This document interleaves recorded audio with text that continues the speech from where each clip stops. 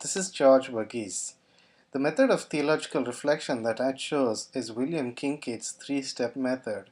The first step is the minister and his experience. The second step is the gospel and its context. And the third step is the faithful way forward.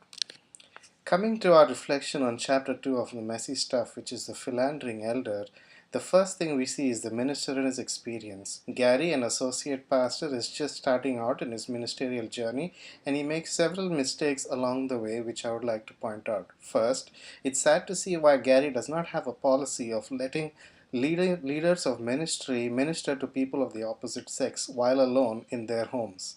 Second, knowing that Frank's wife had confessed to already that Frank already had weakness with younger women, it's hard to see why Gary would allow Frank to minister to Lucy, especially knowing Lucy's troubled background. Finally, Gary should have been more sensitive in whom he allowed to minister to Lucy because of the past abuse and difficult background that she had. It would have been better if he assigned a female leader to her. That's the minister and his experience.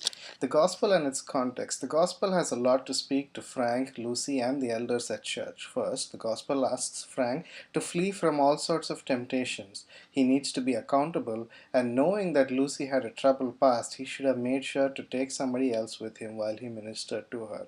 Second, the gospel says that older women have to minister and disciple younger women. Lucy would have benefited from an older, more mature female leader who would have discipled her and given her the answers to the questions that she had, rather than have Frank come in. Finally, Acts 20:28 says that the elders have to be careful and responsible for the flock in their care. Knowing the background of Frank and knowing the background of Lucy, I think it was a little irresponsible for the elders to allow Frank and Lucy to continue in their ministerial roles and continue to have the relationship that they had. Finally, towards a faithful response, what could the church have done, or what can the church do right now? First, because of the repeated nature of Frank's problems, I agree with the decision that Dan and Gary had made that Frank had to step down from ministry until he fixed his personal issues.